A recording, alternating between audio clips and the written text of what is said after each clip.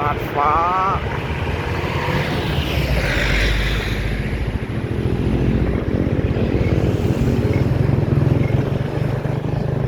จ้า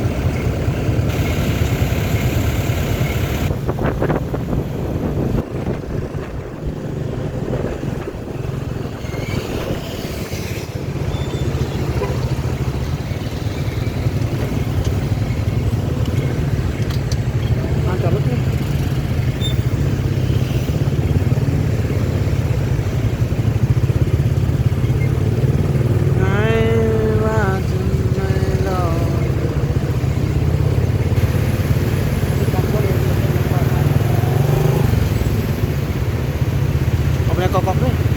usia musuh.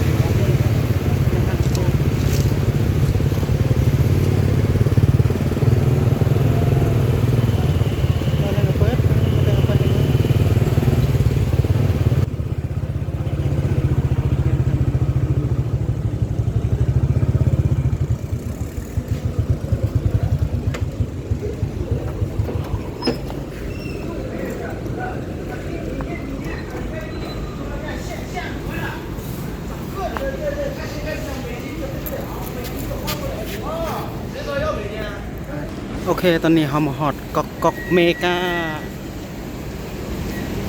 โอเคตอนนี้เราจะไปเบิ่งมาอยู่ในห้างก๊อกเมกานี่มีหยังแน่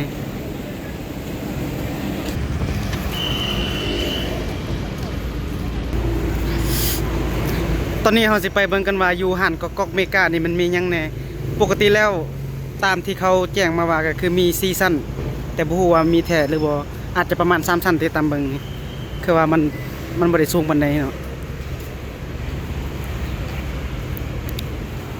ตอนนี้แม่นเขากำลังไปก็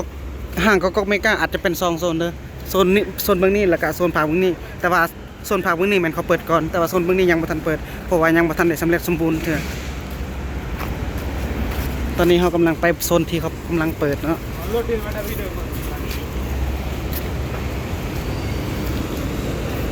ถือว่าเป็นห้างใหญ่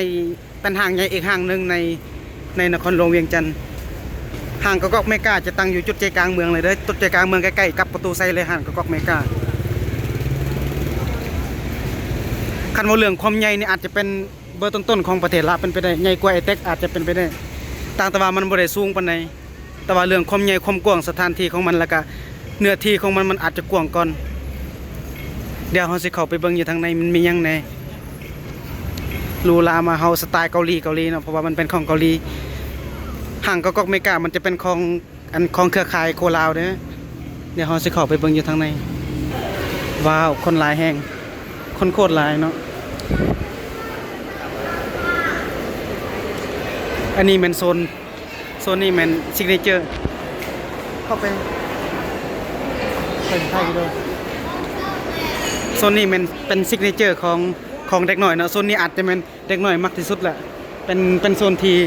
คนน่าหักเลยเป็นลูกมาอันนี้มันสันที่หนึ่งบอกง่ายๆสันที่หนึ่งเป็นสันบูธอาหารมันจะมีบูธอาหารกาแฟหลายอย่างเดี๋ยวมื้อนี้ข่อยสิพาทุกคนไปเบิ่งหานอีเกตซาซีเป็นของเกาหลีเนาะอันนี้อาจจะมีสาขาอยู่เกาหลีเดี๋ยวเขาจะไปเบิ่งหานอีเกตกันลุยไปเลยไปเบิ่งหานอีเกตกันเด้อตอนนี้หานอีเกตนี่อาจจะขายเครื่องประเภทหานซุปเปอร์มาร์เก็ตอาจจะประมาณอาจคล้ายๆคือกอกๆเนาะหานอีเกตคล้ายๆคือกอกๆมันเป็นหานซุปเปอร์มาร์เก็ตแบบปกติเลยหรือว่าบ่แม่นบ่อีกเกตเดี๋ยวเราสิไปเบิ่งมันจะมีโปรโมชั่นบ่อีหมาก24จะบ่มีหยังปานใดมีแต่มันเป็นโซนน้ำซื่อๆเดี๋ยวเราสิลองขึ้นชั้น2ว่าอยู่ชั้น2มีหยังแหน่อยู่ชั้น2อาจจะมีหลายเพราะว่ามื้อนี้ข่อยสิมาเบิ่งหาน Nike เนาะหาน Nike มันจะอยู่ชั้นที่3โอ้หานนั้นจะเป็นหานเกาหลีนั่นเป็นหานเกาหลีเดี๋ยวเราสิลองแบบไปเบิ่งแบบคร่าวๆก่อน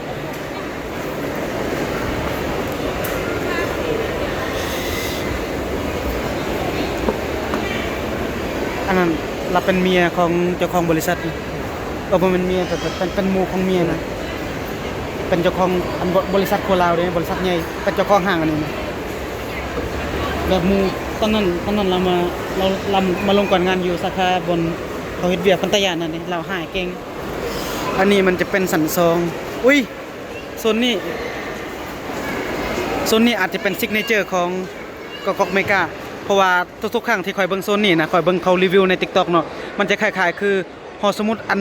มุดใหญ่ๆอยู่เกาหลีนะมันจะเป็นแบบนี้แหละฟีลแบบว่าเวลาเขานั่งทาหมู่นั่งทาแฟนอย่างแบบนี้เนาะเวลาเขานั่งทาหมู่ทาพ่อแม่เขาห้องน้ำเขาอาจจะนั่งอยู่นี่หรือว่าเขาซื้ออาหารซื้อเครื่องดื่มเขามากินอยู่นี่นั่งทาแบบว่านั่งเล่นเกมกับหมู่โอ้โซนนี้ซิกเนเจอร์ของห้างเนาะเป็นโซนที่ประทับใจหลายโซนนี้สุดยอดดีหลายต่อไปเดี๋ยวเราจะไปเบิ่งโซนต่างๆโซนไหนเนาะที่น่าสนใจเนาะคือเขาโหแล้วเนาะห้างกอกเมกามันจะเป็นของเกาหลีตามที่เบิ่งเมื่อกี้นี่แม่นคนเกาหลีประมาณ 10% มีเกาหลีประมาณ 10% เดียวเดี๋ยวจะไปกินกันในเรือนโอ้ทมิตค่อยคิดว่ามี3สั้นเนาะแต่จริงแล้วมี5สั้นขึ้น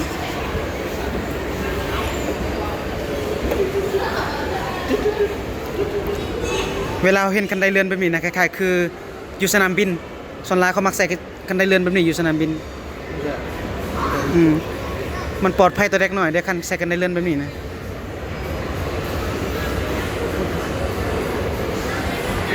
โอ้เขาเปิดมือแรกคนที่ว่าหลายเติบเนาะ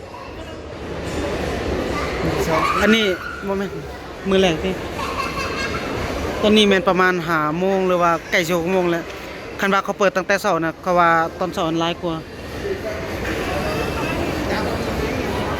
ข่อยอยากไปเบิ่งห้านขายเครื่องอันนั้นนะเครื่องกีฬานะข่อยคือบ่เห็นห้านขายเครื่องกีฬาอันนี้มันสันที่3ส่วนหลายแม่นเครื่องประดับเครื่องแบรนด์เนม เครื่องสำอางหลายกว่ามันจะเป็นโซนแว่นตาโซนหลายโซนน้ำอยู่นี่นี่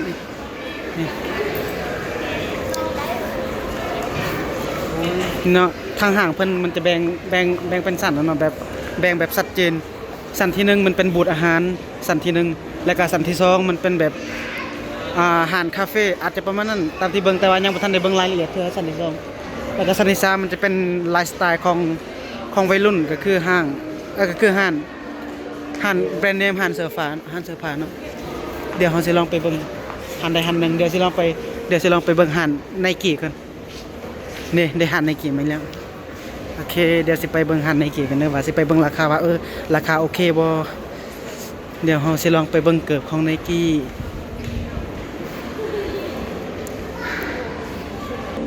โซนนี้จะเป็นโซนขายเครื่องเด้ออันนี้เราจะมาเบิ่งเครื่องของ Nike เครื่อง Nike ลายไหมนี่เป็นซิกเนเจอร์ของ Nike ก็คือกระเป๋า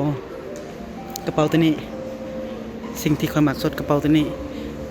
แม่นเป็นซิกเนเจอร์ของ Nike เดี๋ยวเราสิเบิ่งราคาเนาะประมาณเท่าใดราคาถือว่าดีเติบประมาณล้านปลายอันนี้เป็นโซนของ Nike เนาะแต่ว่าเขารู้สึกว่าอยู่โซน Nike มันบ่มีเกิบแต่บ้านแต่ว่ามันจะมีกระเป๋าเอาไว้ใส่เกิบแต่บ้านแต่ว่าเกิบแต่บ้านบ่มีอาจจะเป็นเกิบแลนด์หรือว่าเกิบเป็นไลฟ์สไตล์ที่เขาใส่ปกติอันนี้แม่นส่งออกกำลังกายแม่นบ่ราคา1,600,000คือว่าราคาดีเติบอันนี้ส่งออกกำลังกายของผู้ชายอันนี้จะเป็นเกิบ Nike 3 ล้านอันนี้ของแท้เดี๋ยวค่อยสิลองตามหาเกิบคือเกิบของข่อยนะเกิบของข่อยแบบบ่มีอยู่นี่บ่มีเด้ข่อยเห็นแล้วนี่บ่แม่นเกิบตัวนี้ที่บ่แม่นเห็น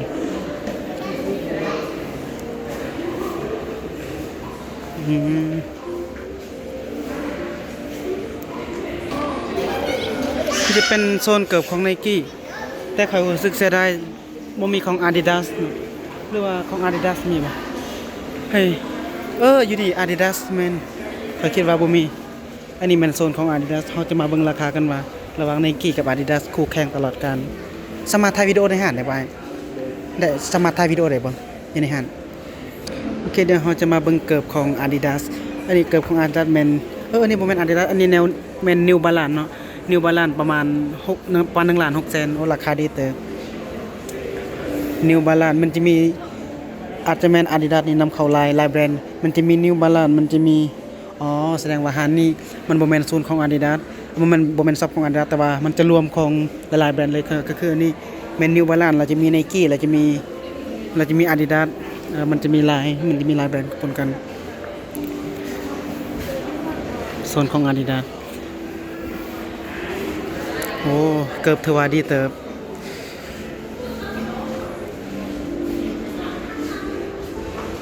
แต่ว่าเขาลองบ่ได้อันนี้มันซิกเนเจอร์ของ Adidas เนาะธง Adidas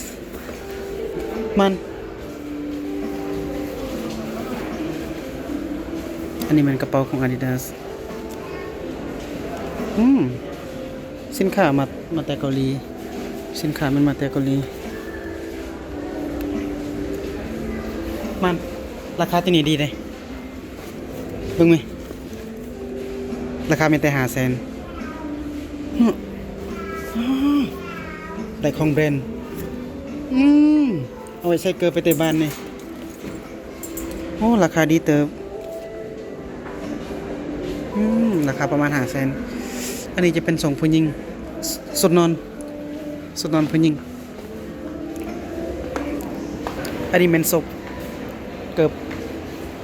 สำหรับคนติดกอล์ฟเดี๋ยวเราจะมาเบิ่งราคาเครื่องอยู่นี่ราคาเท่าใดเด้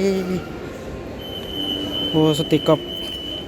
ราคาประมาณ800,000ราคามันก็บ่ได้แย่เลยราคาก็โอเค80,000ราคาผมจะเบิ่งแพรไหมแพรบักดีๆแม่นบอก8เขาเขียนจุดเซน89,000 วอนอันนี้เขาของเกาหลี อันนี้มันแบรนด์เกาหลี เป็นก็มีวัน 80,000เกือบ2ล้านเกือบ2ล้าน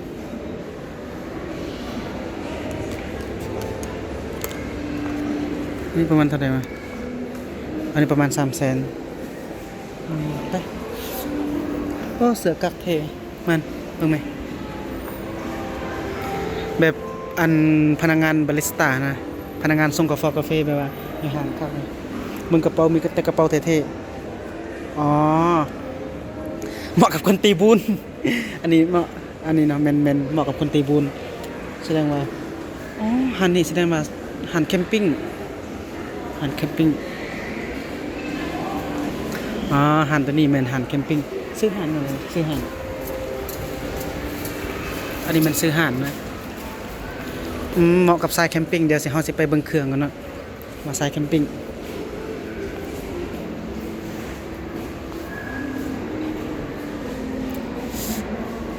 อันนี้นะอันนี้จะเป็นสุดสายแคมปิ้งเหมาะกับคนแคมปิ้งโอ้จะเป็นเต็นท์หัวจะเป็นเสือว้ามีแต่เสือเท่ๆโอ้เสือเท่ๆแต่เฮาบ่ฮู้ราคานี่ราคาประมาณ400,000ต้นๆได้ราคาสีนี้ประมาณ479,000โอ้ราคาถือว่าดีเตอร์สุดอันนี้เครื่องแคมปิ้งอันนี้ประมาณ400,000สุดแคมปิ้งนะราคาดีเตอร์อันนี้จะเป็นผ้าห่มอาจจะเป็นผ้าห่มหรือว่ามอนนี่แหละเป็นอันนี้เหมาะกับการแคมปิ้งโอ้เสื้อแบรนด์เนมก็ถือว่าราคาดีเลยราคามันก็บ่ได้สูง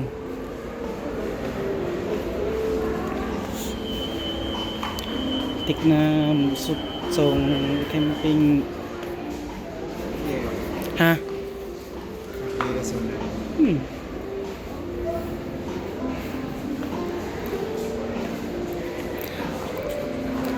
หาดตัวนี้เป็นหาดที่น่าสนใจขนาดนั้นมันเป็นแบบมันรวมสุดแคมปิ้งอยู่ในนี้ว่าจะเป็นสุดแคมปิ้งกระเป๋าแคมปิ้งหรือว่าจะเป็นเสื้อไลฟ์สไตล์แบบนี้ไลฟ์สไตล์แบบรุ่นอเมริกามีเบิดมันจะมีตังมันจะมีกระเป๋าตัวนี้เอาไว้ใส่เครื่องแล้วก็ใส่ลังรถกระบะเหมาะที่สุดแล้วก็ตัวนี้เอาไว้ใส่อาหารโหอันนี้สำหรับอันนี้กระเป๋าตัวนี้แบบทนายความมันนะเหมาะกับทนายความกระเป๋าตัวนี้นี่แต่ว่าสีนี้บ่ค่อยปานใดแต่ว่างามโดยรวมงามนี่มีหาดอีกได้บ่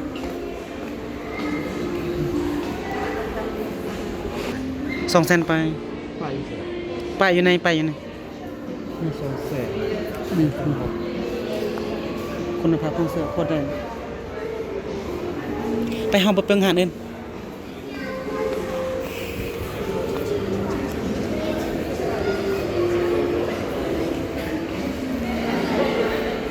เด่นสุดมันจะเป็นป้ายของ Nike เนาะต่างแต่ว่ามันบ่มีเกิบไทยแลนด์อันนี้เขาเฮ็ดคล้ายๆคืออยู่เกาหลีแบบเขาแยกขี้เหงื่อ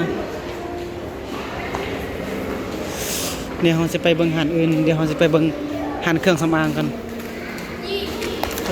มานี่ก่อนมานี่ก่อนตอนนี้เราสิไปเบิ่งหาดอื่นเนาะขอโทษหลายๆเด้อแต่ว่าซื้อหาดเราสิบ่บอกเด้อเราสิบ่บอกซื้อหาดมีแต่ว่าเราสิไปถ่ายวิดีโอแบบให้เบิ่งเลยซื่อ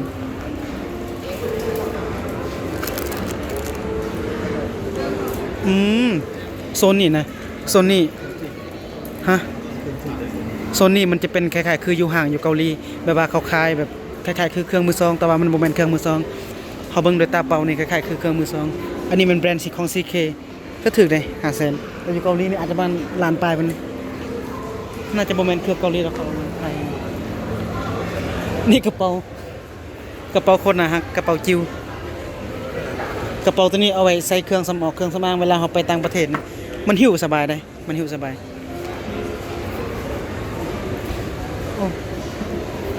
เขาเบิ่งเครื่องแต่ละเครื่องแบบไลฟ์สไตล์ของเครื่องนะไลฟ์สไตล์ของเครื่องแล้วก็ไลฟ์สไตล์ของแบบเซลล์ที่เขาขายเครื่องเขาเฮ็ดแบบการจัดหาเนี่ยยังคล้ายๆคืออยู่เกาหลีแต่บ่ฮู้ดอกว่าประเทศอื่นอาจจะคืออยู่ห่างอยู่เซ็นทรัลอยู่ไทยนะคือแบบนี้กันอันนี้จะเป็นสุดวอร์มพอดีแล้วพ่อกับแม่มาพอดีเฮาสิพา เด้เขาไล่เป็นเงินวอนอันนี้แม่น98,000 วอน98,000 วอนคันสิตีเป็นเงินลาวประมาณล้านปลายเกือบ2 ล้าน โอ้ราคาแพงเติบเด้อคันสมมุติว่าเครื่องแต่ละห้างนี่นะเขาไล่แบบเป็นราคาเป็นเงินกีบนี่มันก็บ่ได้แพงเด้คือเสื้อตัวนี้เนาะมันราคาประมาณ199,000คันเขาสิไล่เป็นเงินวอนนี่แพงบัดเวลาเฮาไปแลกเรทอะนะมันสิแพง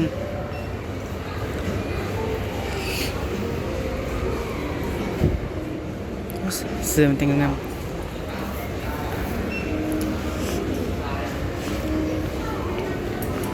ซื้อไหม โซนนี้มันจะเป็นเครื่องผู้หญิงป้าแบบนี้แหละเท่ฮะโอ้เขาอยากได้เสื้อเด็กหน่อยเนี่ยเขาอยากเป็นเด็กหน่อยคือเก่านี่ตอนเขาเป็นเด็กหน่อยคือบ่มีเครื่องแบบนี้ก่อนนี่เขาซื้อให้ IQ สุดหนึงบัดจะเมื่อจะฝากอะไรเท่าไหร่ราคาเท่าไหร่ว่าสิซื้อให้ร้านนี่โอ้ส่วนหลายเป็นเครื่องเกาหลีเว้ยเบิ่งแม่เบิ่งป้ายนะเบิ่งป้ายส่วนหลายจะเป็นภาษาเกาหลีเป็นเครื่องเกาหลีดีนี่แต่ว่าเป็นเครื่องเกาหลีแต่ว่าราคามันจะสูงราคาสูงแท้เพราะว่าเขาจะไล่เป็นเรทเงินวอนส่วนหลายเด้คือตัวนี้เนาะ19,000 วอน19,000 วอนมันจะถึก 239,000ส่วนหลายเขาจะเอาเรทเงินวอนไปเปลี่ยนเป็นเงินลาวมันจะแพงนักแล่นมาราธอนบ่ถึกใจใช่ไหมนี่เป็นเสื้อออกกำลังกายนี่ของแบรนด์ยังไงเท่าไหร่โอ้เย็นเสื้อตัวนี้โอเคสภาพมันโอเคโดยรวมเนื้อผ้ามันเย็นโดยรวมแล้วโซนนี้จะเป็นโซนเครื่องบ่แม่นเครื่องสำอางเป็นเครื่องใช้มันจะเป็นไลฟ์สไตล์คือคนต่างประเทศไลฟ์สไตล์คือคนเกาหลีนี่เสื้อแบบนี้งามมันนี่เสื้อตัวนี้เนาะมันเป็นไลฟ์สไตล์ของวัยรุ่นยุคหินเก่าเด้มันจะเป็นแบบเหมาะกับคนขาวๆผิวขาวๆแล้วก็เขาใส่แล้วก็โซผิวทางหลังทางหน้านะมันเท่เด้ราคาเท่าไหร่ราคา 59,000 วอนจะตกเป็นเงินลาวเท่าใดเนาะเด้เป็นเงินลาว 369,000 บอกง่ายๆอยู่ห้างของกอกเมกาชนลายจะเป็นเครื่องของเกาหลีเฉพาะเครื่องใช้เป็นเครื่องของเกาหลีหลายกว่าเพราะว่าเขานำเข้ามาแต่เกาหลีในกรณีเขานำเข้ามาแต่เกาหลีแล้วมันมาฮอดลาวมันอาจจะแพงกว่าหน่อยนึงแพงกว่าอาหารอื่นหน่อยนึงแต่มันโดยรวมแล้วก็โอเคมันเป็นแบบไลฟ์สไตล์ของคนเกาหลีนั่นเองแต่ว่ามื้อนี้เป็นมื้อที่เขาเปิดครั้งแรกเด้เขาก็มีเซลล์ลดราคา 60-70% คันบ่มีเซลล์นี่เขาว่าตัวละล้านบ่ลดผมเป็นเครื่องของเกาหลีเหมาะกับคนเกาหลีมากแล้วเขาไปหาซื้อรองเกิบบ่รองเท้าบ่อยากได้รองเกิบ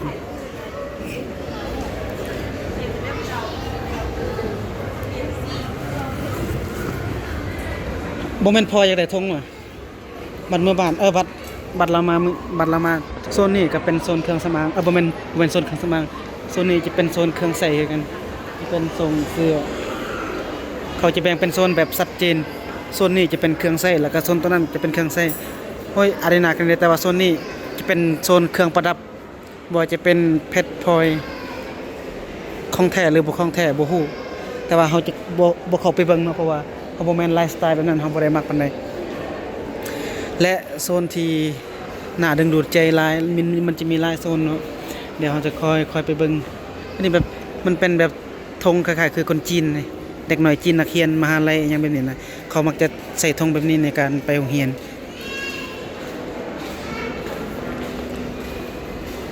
เด้เสื้อทรง A โอเคโซนตัวนี้เฮาบ่ไปก็ได้โอเคเดี๋ยวเฮาสิไปเบิ่งโซนอื่นเนาะไปเบิ่งโซนกระเป๋ารู้สึกว่ามันเท่เขารู้สึกว่ากระเป๋าแบบนั้นนะกระเป๋าแบบนั้นเวลาเฮานี่สีดำเวลาเฮาไปเฮ็ดเวียกมันเท่เลยเวลาเฮาไปเฮ็ดเวียกก็เห็นรถอ้ายเขาใส่อยู่บอนเฮ็ดเวียกในกระเป๋าแบบนี้นะมันจะนุ่มถ้าเขาบ่กล้าไปถ่ายยันว่าเขายันฮะ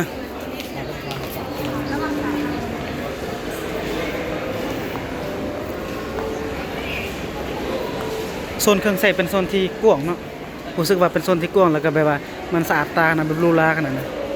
อันนี้โซนเครื่องมันโซนซีเล็บซีเล็บเดี๋ยวเขาจะมาเบิ่งโซนน้ำหอมเขาจะมาเบิ่งเครื่องใช้ของเกาหลีอันนี้มันจะเป็นโซนเครื่องใช้โซนเครื่องใช้เครื่องสำอางโอ้อยู่นี่อาจจะมีหลายเติบเด้ออันนี้จะเป็นมากหนาอยู่นี่เนาะอยู่นี่จะเป็นมากหนาเขาจะคล้ายแบบนี้เลยเนาะอ้อคักแล้วเราสิเลือกได้จังได๋ เขาคล้ายเท่าใดบ่เบิ่งป้ายบ่คล้ายเท่าไหร่โอ้มากหนาเขาขายอัน 15,000 อันนี้แม่นมากหนาเนาะ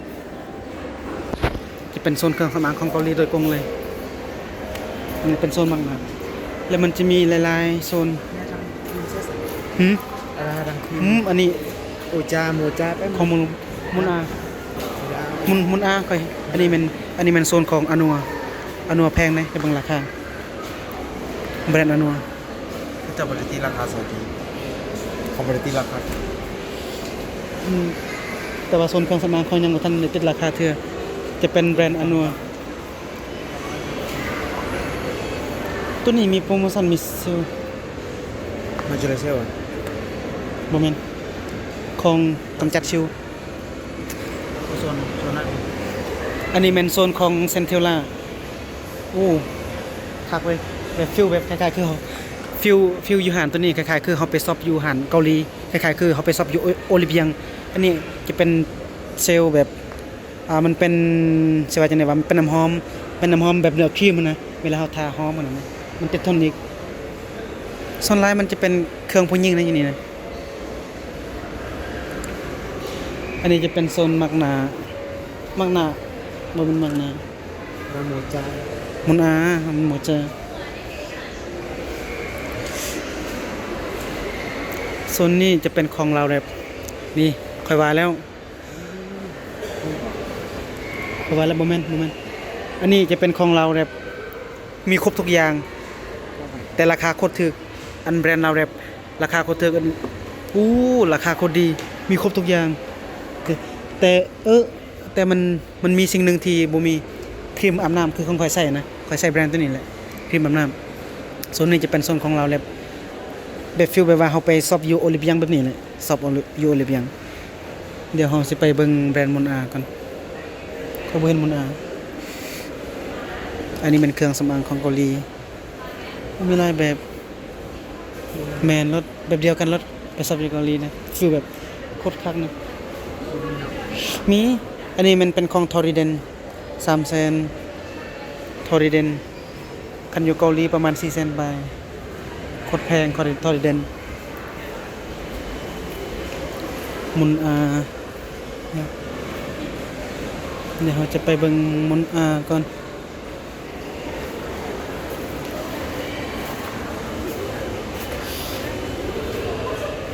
นี่จะเป็นทอริเดนไลน์นะทอริเดนอยู่นี่มัน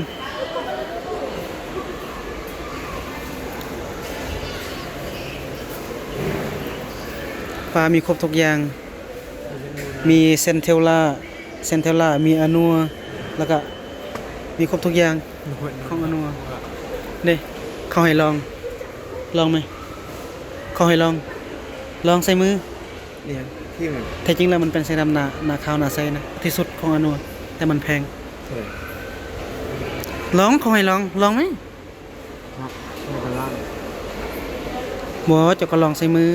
ล้างมือนะ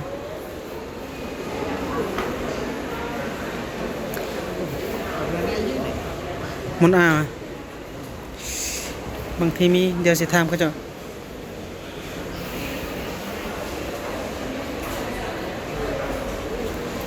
เดี๋ยวเราจะไปเบางยีนี่ก่อนเอาเขตนี้โซนนี้มันจะเป็นโซนตู้กดน้ำไปขึ้นชั้น4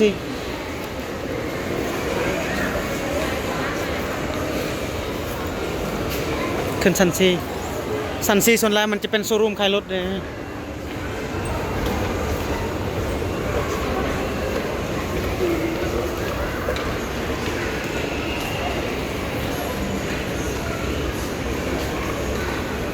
วังอลังการ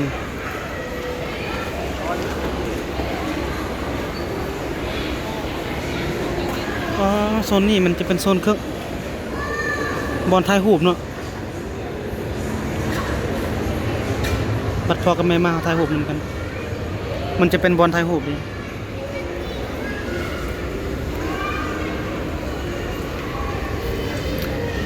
ซันทีซีมันจะเป็นโชว์รูมขายรถมันจะมีแต่ซีซันหรือว่าเขาขึ้นซันที่หาย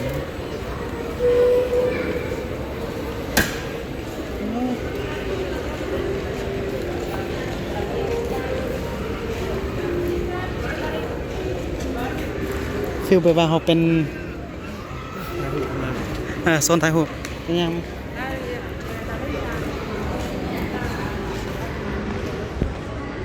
เป็นโซนถ่ายรูปอันนี้เป็นโซนถ่ายรูป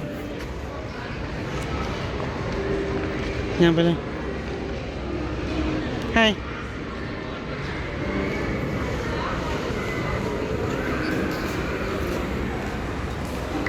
อ๋อสบายดี สบายดี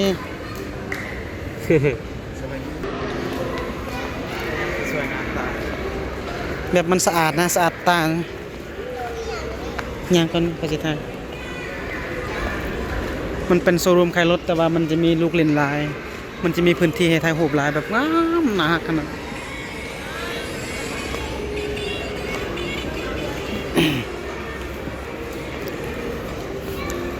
โซนนี้เหมาะกับคนถ่ายรูปขนาดเนาะเหมาะกับคนที่มักถ่ายรูปเลยผู้ใดมักถ่ายรูปแนะนำให้ขึ้นชั้นที่ 4เด้อคันผู้ใดมักเครื่องให้ขึ้นชั้นที่ 3ผู้ใดมักกินกาแฟหรือว่ากินน้ำกินในให้ขึ้นชั้นให้ไปชั้น 1โซนนี้มันคล้ายๆคือดอกกุหลาบของแท้บ่วะพร้อม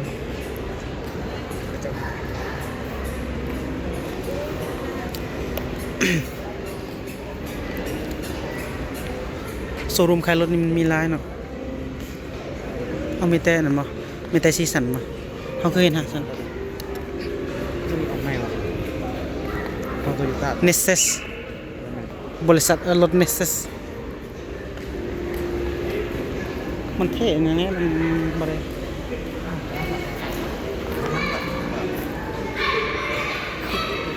บนนั่งโลลาไปลงไป ฮะอันนี้มันจะเป็นโซนเล่นของเด็กหน่อยเหมาะกับเด็กหน่อยอยู่นี่นะโซนลายเด็กหน่อย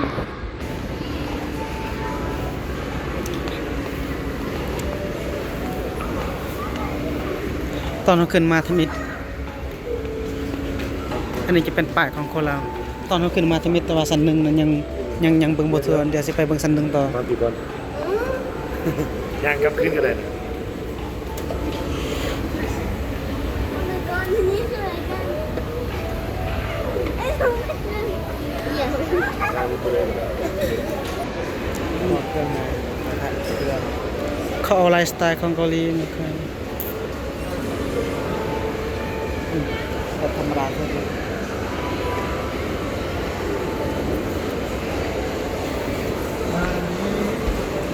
เดี๋ยวเราจะลงไปสัน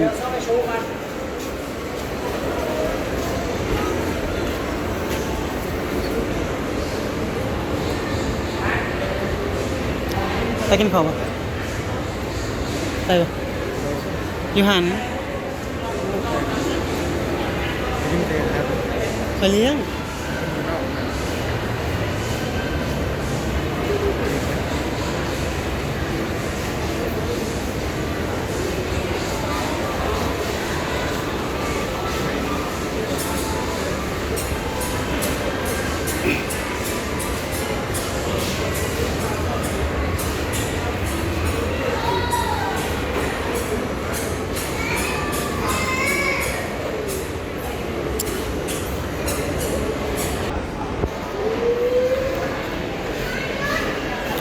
โซนอาหารโซนหันอาหาร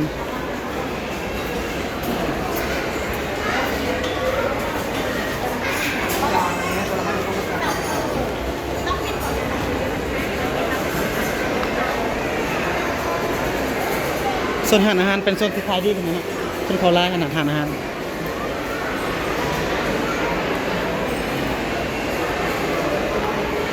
อ๋อแล้วเขาจะลงไปยังไงโ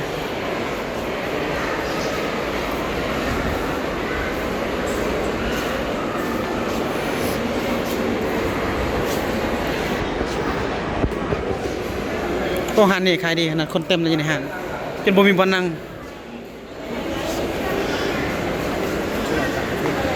สลายแมนสลายต่างประเทศเดี๋ยวเราจะไปเบิ่งซิกเนเจอร์ของอีนี่กอกเมกาโซนนี้จะเป็นโซนไทยหูกเนาะโอ้สมักสุดโซนนี้นะคล้ายๆคืออยู่เกาหลีนะ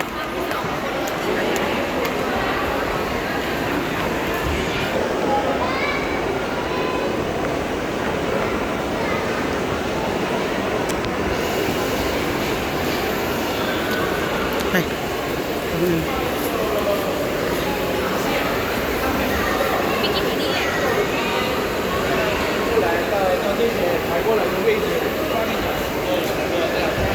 แต่คอยนี่อยากกินกาแฟคอยนี่ขันกับมาหารแบบนี้เขามาอยากกินกาแฟ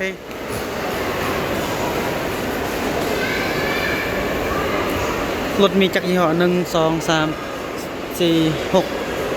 7 8 9มี9ยี่ห้อเขามาขายนี่หากินไอศครีมไป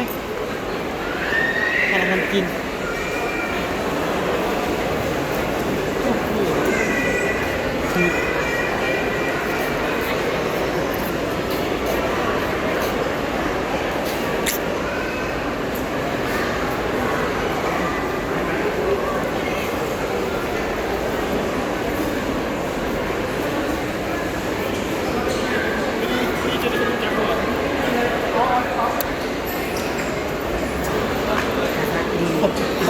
เอาไปกินแกะถั่วป่ะได้ยินนี่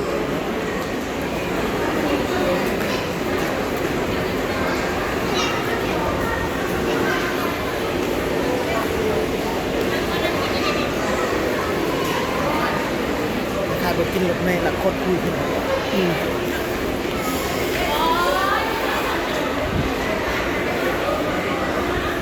เฟดมีโอ้เฟดมีขับเคียงเข้ามาเนาะทราบ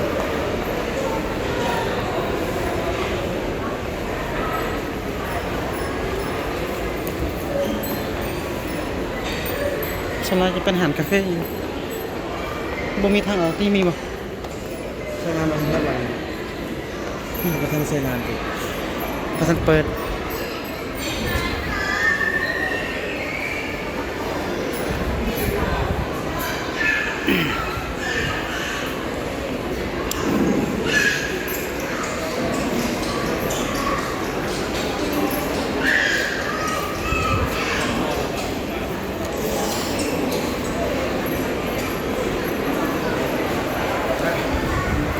ผมฟ้าบน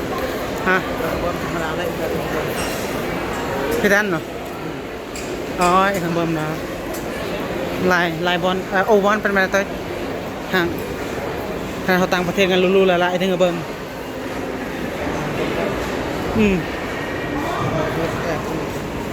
ก็ไอ้คนนี้บอมแปะสาเหตุไอ้คนนี้ตกแต่งเอาอ่ะ กระมุกใส่พวก อันโฮโมเขาแล้วอาจจะประมาณนี้แหละแบบของงอนบ่ได้สูงปานใดว่ารู้ละอันนี้ต่อคิวยาวเหยียดโปตาโตมีโปรโมชั่นดีโปตาโต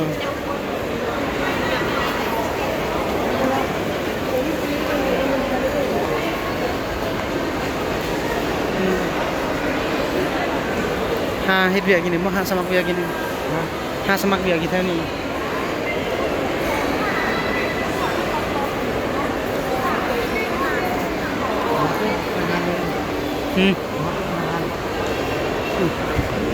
ยังฮักกันแล้วกันนี่